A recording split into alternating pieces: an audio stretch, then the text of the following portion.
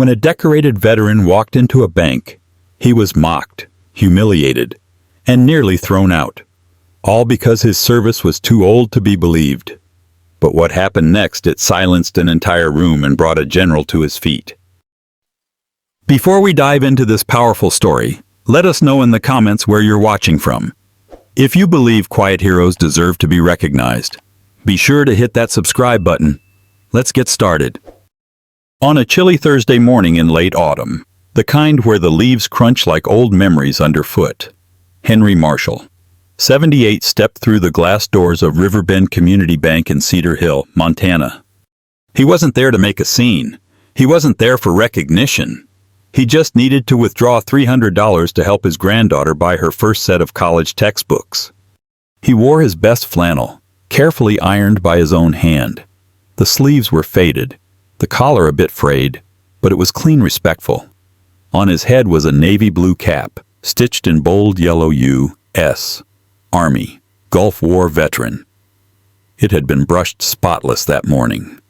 In his pocket, a dog-eared VA card, 2 folded discharge certificates, and a worn brass challenge coin he hadn't touched in years. He waited in line like it was sacred, the way folks of his generation do. No phone, no complaints, just quiet patience. But as soon as he reached the counter, something shifted.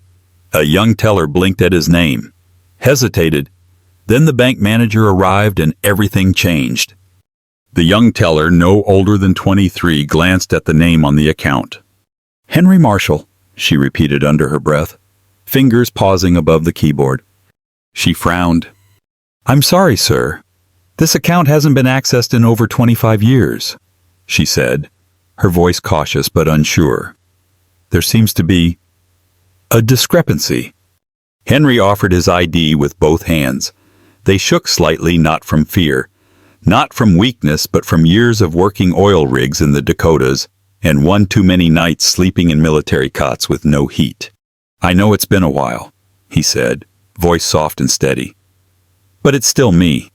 I deposited every cent from my hazard pay into this account after Kuwait. Never touched it until now." The teller called for her manager. Entered Jason Whitmore, hair slicked back, shirt too tight, tie too short. He approached with a forced grin and the air of a man who's already made up his mind. He glanced at the documents, then at Henry, then smirked. "Sir," Jason said, dragging the word like an insult, "this discharge paper looks like it was printed during the Cold War." The teller gave a nervous laugh. Henry didn't flinch. Instead, he reached slowly into his coat pocket, pulled out something small and heavy, and placed it on the counter with quiet dignity. It was a brass challenge coin, smooth from decades of wear, engraved with an eagle over a globe, and the words duty, silence, honor. Jason didn't even look at it. "Cute trinket," he muttered. "You know, anyone can order those off eBay these days." He turned to security. "I think we've got another guy trying to scam the system. Escort him out, please." The guard hesitated only a second, but it was long enough. Long enough for the other customers to hear. Long enough for a few to glance up from their phones. Long enough for someone in the corner to chuckle. Henry said nothing. He didn't argue. He didn't raise his voice. He simply reached for the coin, slid it back into his coat pocket, and walked slowly to the bench by the window. There he sat, upright, quiet, hands folded, eyes unfocused, still. A silence fell over the lobby. Not the kind that comes from boredom or busyness, but something heavier, something colder. It wasn't guilt, not yet. It was discomfort. A quiet shift in the air, as if deep down, people weren't so sure anymore. Across the lobby, near the brochure stand, a woman stood still, her hand frozen in mid-reach. Her name was Charlotte Rivera, 34, former Air Force logistics sergeant, now working private contracts in defense analytics. She hadn't noticed the old man when she first walked in, but now everything about him pulled her attention: the stillness, the coin, the humiliation. She had seen a coin like that once years ago when a retired colonel briefed her team on a joint command initiative, and she remembered how every officer in the room had risen when he placed it down. Charlotte stepped forward. She didn't ask permission. She didn't hesitate. She just walked up to the counter, locked eyes with Jason, and said in a tone that cut through the silence, "You just made a mistake." Jason blinked, caught off guard. "Excuse me." She pointed toward the bench. "That man isn't a fake. That coin alone outranks every dollar in this building." Jason snorted. "If he's such a big deal, where's his entourage? Why's he alone?" Charlotte didn't answer. She turned on her heel, stepped outside, and dialed a number only a handful of people knew she had. But she wasn't the only one who noticed. In the bank's back office, Walter Green, 63, a quiet man who'd worked there since the place opened, overheard it all. He paused. His eyes drifted to a brass plaque on the wall, one most people walked by without a glance. It honored the land's military history before the bank was built. Among the engraved names, one stood out: H.R. Marshall, Engineering Lead, Riverbend Command Post. The same Henry Marshall now sitting alone in the lobby. The same man being told he didn't belong. Walter didn't say a word. He picked up the phone, dialed a number no customer had ever been given, and spoke 6 words. "It's Valor Coin, Riverbend Bank. He's here." Then he hung up. Outside, Henry still hadn't moved. He sat like stone, watching the wind play with the flag across the street. He wasn't waiting for justice, not for pity, not even for recognition. Men like him just wait. They wait quietly, patiently, long after the world stops seeing them. But what no one in that bank could have known, not Jason, not the teller, not even Charlotte, was that within 30 minutes, silence would fall. Because somewhere down the road, in a government building thick with protocol and pressure, a general had just slammed his coffee down, thrown on full uniform, and was on his way. Inside the bank, time dragged like syrup. Jason tried to keep up appearances, pacing behind the counter, pretending to check emails he wasn't reading. The teller who laughed earlier now typed nonsense just to avoid eye contact. Even the security guard shifted from foot to foot like something wasn't sitting right in his gut. But Henry Marshall hadn't moved. He sat on that wooden bench by the window like he was back in some long-forgotten waiting room at a VA clinic. Back straight. Hands resting on the knob of a weathered cane. Eyes focused on nothing and everything. Across the room, Charlotte Rivera stood silent, arms folded, watching. She had made her call to a retired superior now stationed at Fort Stanton. All she had to say were 2 things: Valor Coin. Henry Marshall. The voice on the other end changed instantly. "Don't let him leave." She didn't ask why. She didn't need to. That coin meant things most civilians would never understand. And she was right, because 2 blocks away, a black SUV was already cutting through downtown, no sirens. Just presence. Inside sat Major General Curtis McMillan, Regional Commander for the Tri-State Defense District, a man known for few words and fewer mistakes. When the call came across his private line, he had been in mid-briefing with NATO liaisons. He didn't hesitate. He stood, grabbed his dress uniform jacket from the rack, and said to his aide, "He's alive. Let's move." To the general, Henry Marshall wasn't a name. He was a doctrine, a shadow whose influence still lived in classified memos, joint protocol binders, and elite training exercises. McMillan had studied under him at Fort Irwin, had once called him Sir, with all the weight that word could carry. Back at the bank, no one knew any of this. Jason leaned back on the counter, scoffing again. "He's probably hoping someone makes a video and he goes viral," he muttered. "Get a few pity bucks from Facebook." Charlotte's fists clenched. Even the teller winced this time. She no longer found it funny, not after what she'd just seen in Henry's eyes, the quiet of someone who'd been dismissed before, but never defeated. Then the moment came. The lobby doors swung open, not with the jingle of a bell, but with the weight of something official. Boots polished, precise hit tile, not rushed, not hesitant. Deliberate. Major General Curtis McMillan entered with the presence of a thunderstorm in a still sky. full uniform, eyes locked on one man and one man only. Henry Marshall. And without a word, he stopped, saluted, and the entire bank forgot how to breathe. The room stood still, frozen in a kind of reverence rarely felt outside a funeral or a battlefield. General McMillan's salute wasn't ceremonial. It was personal, a gesture few had ever received, fewer still had earned. Henry looked up, surprised, and for a moment, almost unsure, but his training ran deeper than doubt. He slowly rose from the bench, spine straight, and returned the salute, hand steady, eyes glassy, but firm. McMillan stepped forward and spoke not to Henry, but to the room. "Who here questioned Colonel Marshall's honor?" The title Colonel struck like thunder across the bank lobby. Silence. Not even the printers hummed. Jason, pale as drywall, couldn't speak. His lips moved, but no sound came. He pointed weakly at the screen. "His documents were old. I didn't know." McMillan cut him off with a look.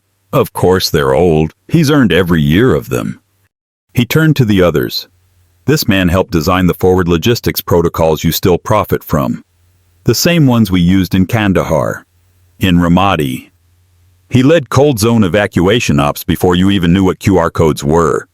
Then he nodded at his aide, who stepped forward with a leather briefcase.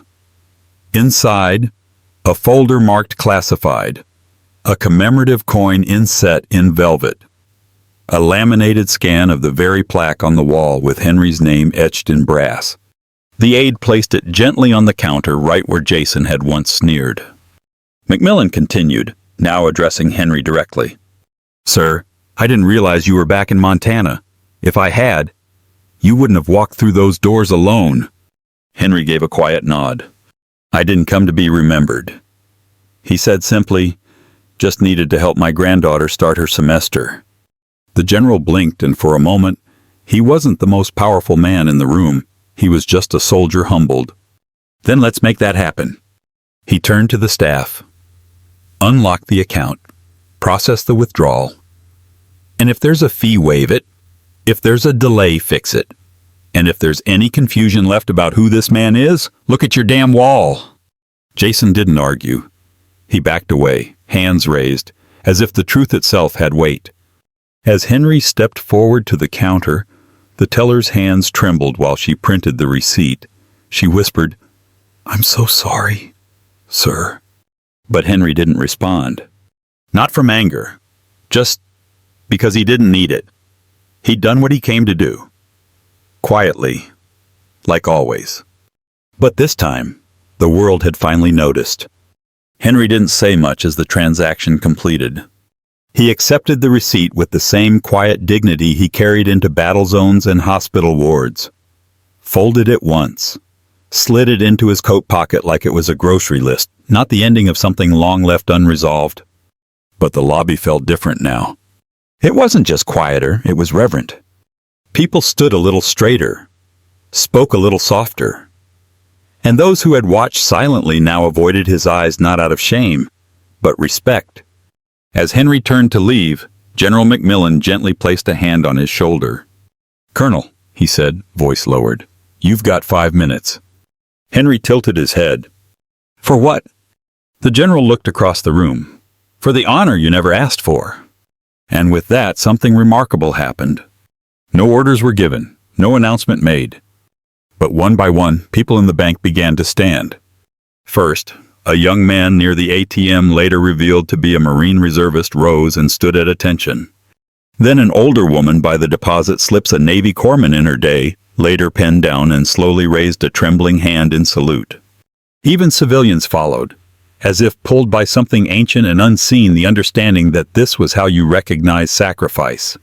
Henry stood motionless, not in pride, but in disbelief. He had never asked for this, never needed it. And yet, as the room filled with silence and reverence, he slowly raised his hand again, returned the salute with the kind of precision only time could polish. Then McMillan reached into his coat pocket, pulled out a small velvet box. "We've been holding this for years," he said. "Figured you should have it now." Inside, a metal, simple, elegant, engraved with just a name and 3 words. Henry R. Marshall, service beyond record. Henry didn't speak, didn't cry. He just looked at it for a long time and gave a slow nod. The kind of nod a man gives when a door finally closes in his heart, a door no one else ever saw open. Then, for the first time since stepping into that bank, he smiled. It was small, quiet, but real. Not because he'd been validated, not because a general saluted him, but because, after all these years, someone finally understood. And for Henry, that was enough. Henry Marshall stepped out of Riverbend Community Bank into the soft Montana sunlight. There were no reporters waiting, no camera crews, no headlines breaking across TV screens. Just wind, and a flag across the street that caught the breeze full, proud, quiet. Behind him, the people in that lobby were still standing, some with hands over their hearts, others with tears in their eyes. Not because they had been told to, but because something deep within them whispered, "This is how you honor a man like that." Henry didn't linger. He didn't bask. He didn't wave. He simply walked cane in hand with the calm rhythm of a man who had carried burdens too heavy for applause. Inside, General McMillan watched until Henry was gone from sight. He didn't call out, didn't salute again. Some men don't need a send-off. They just need space to fade with dignity. That evening, after the bank had closed and the lobby lights were dimmed, one of the branch managers quietly approached the plaque in the corner of the wall. He stared at it for a long time. Then, beneath the old brass engraving that read, "Dedicated to the service members of Riverbend Command Post," a new line had been added, freshly etched that very afternoon. "Call Henry R. Marshall, U.S. Army Honor in Silence." It didn't mention the coin. It didn't reference the general. It didn't explain the event. But the staff would never forget. Because some truths don't need to be shouted. They only need to be witnessed. And from that day on, every customer who walked through those doors, whether to deposit a paycheck or dispute a charge, saw that name. And paused. And remembered. Later that week, Henry mailed a check to his granddaughter in Ohio. Alongside it was a handwritten note. "Books first, parties later, love, Grandpa." She would never know what it took to send that envelope. Not really. But one day years later, when she graduated, she would find that old challenge coin in a small wooden box he left behind, right next to the medal that simply read, "Service Beyond Record." And then, maybe she'd understand. Some heroes don't wear capes or carry medals in public. They sit quietly in bank lobbies, wait patiently in DMV lines, and walk unnoticed down grocery store aisles. We forget them because they don't demand to be remembered. They don't ask for recognition, only dignity. But every so often, life gives us a moment to pause and see them for who they truly are. Respect is not earned by age, medals, or paperwork.